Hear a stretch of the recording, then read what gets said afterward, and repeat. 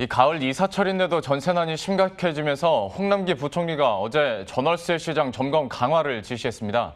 이 전문가들은 심상치 않은 전세 가격 상승이 이 규제로 억누른 시장의 뇌관이 될 것이라고 지적하고 있는데요. 특히 서울, 수도권뿐만 아니라 지방 광역시에서도 광범위하게 집값 상승세가 관찰되고 있는 상황입니다. 관련한 내용은 김현희 기자와 함께 이야기 나눠보도록 하겠습니다. 일단 아파트 전세 가격이 얼마나 오르고 있는지 현재 상황부터 한번 점검을 해보죠. 일단 우선 서울부터 얘기를 하자면은 예. 아파트 전세 가격이 67주 연속으로 상승을 좀 기록을 하고 있습니다. 특히 지난 8월부터 계약갱신 청구권 등을 담은 새 임대차법이 시행이 되면서 이 전세 구하기가 너무 어려워졌다라는 불만들이 좀 터져 나오고 있는데요. 이 정부의 지상 과제였던 집값 잡기가 이제는 전세값 잡기가 돼야 하는 거 아니냐 이런 얘기까지 좀 나오고 있습니다. 실제로 제가 취재를 하면서 이제 전세를 구하는 그런 사례들을 좀 접하게 되는데요.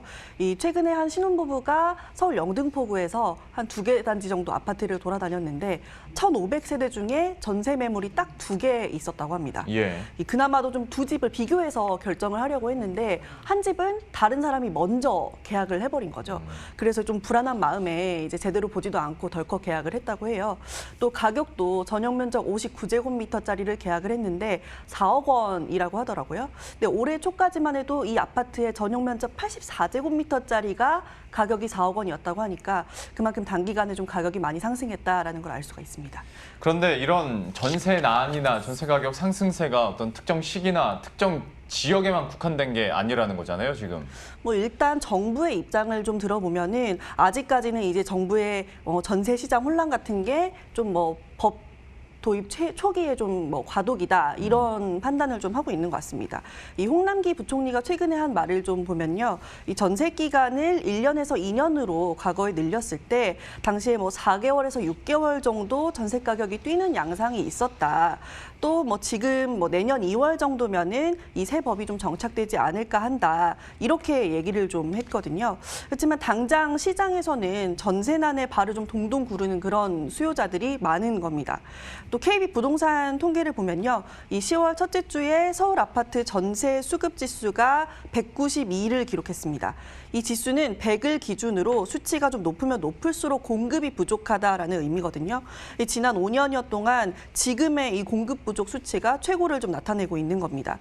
또 수도권의 경우에도 서울과 동반해서 전세 가격 상승이 나타나고 있는데요. 이 부분은 전문가의 진단을 한번 들어보시죠. 3기 신도시든 이제 청약 대기 수요도 꾸준히 이어지고 있는 상황이잖아요. 그러다 보니까 특히 이제 남양주든 하남이든 3기 신도시 공급될 만한 지역들에서는 전세값이 조금 더 오르는 양상이고요. 그런데 이렇게 전세 가격이 계속 상승을 하다 보면 자연스럽게 매매 가격도 상승 압력을 받게 될 텐데 매매 시장은 그러면 앞으로 어떻게 전망이 됩니까? 지금 말씀하신 것처럼 전세 가격이 계속 오르면서 세입자들이라던가 아니면 청약을 대기하려고 했던 분들이 다시 주택 구입을 하겠다라고 좀 돌아서는 그런 경우가 있을 수 있는 겁니다. 또 지금 매매 시장의 경우에도 전문가들이 판단하기에는 안정됐다라고 좀 진단하기는 이르다고 하는데요. 수치상으로는 오름세가 좀 둔화된 거는 맞습니다. 이 부동산 114 통계를 보면은 지난주에 서울 아파트 매매 가격이 0.04% 올랐고 또 반면에 전세 가격은 0.11% 올랐거든요. 그렇지만 실제 거래 사례를 좀 자세히 들여다본다면은 이 서울 아파트 값은 마치 외줄타기를 하듯이 이 거래량이 좀 줄어든 가운데 가격은 계속해서 오르는 그런 좀 형태가 좀 관찰이 되고 있는데요. 예. 이 국토교통부 실거래가 자료를 좀 보면은 지난달 서울 아파트 매매 거래 신고 건이 한 2,600건 정도 되는데 그중에 절반이 넘는 1,450건이 신고가, 그러니까 역대 최고가에 거래됐다라고 신고됐다는 거예요. 앞으로도 이런 강보합세가 좀 유지될 것이라는 그런 전망이 나오는데요. 전문가 얘기 한번 들어보시죠. 서울은 일단 대출 규제랑 내년에 종부세 급격히 늘어나는 이슈들을 고려하면 추가적인 주택 구매나 다주택 투자는 쉽지 않아요. 그래서 거래도 계속 좀 위축돼 있고 거래가 안 되는 만큼 가격 상승세도 좀 진정돼 있기는 할 건데 뚜렷한 하락 기대를 할 만큼 매물이 출시되지는 않고 있어서 당분간 강보합 상황이 유지될 가능성이 많고 그러면 지방광역시 상황은 좀 어떤지도 궁금한데요. 어떤 가격 변화가 있습니까?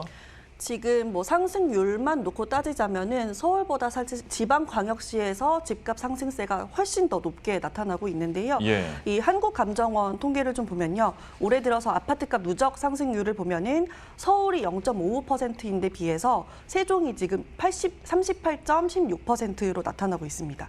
이 행정수도 이전 이슈가 좀 커졌고 또 세종 자체 입주도 좀 마무리되는 상황이다 보니까 상승률이 굉장히 좀 높게 나타난 건데요.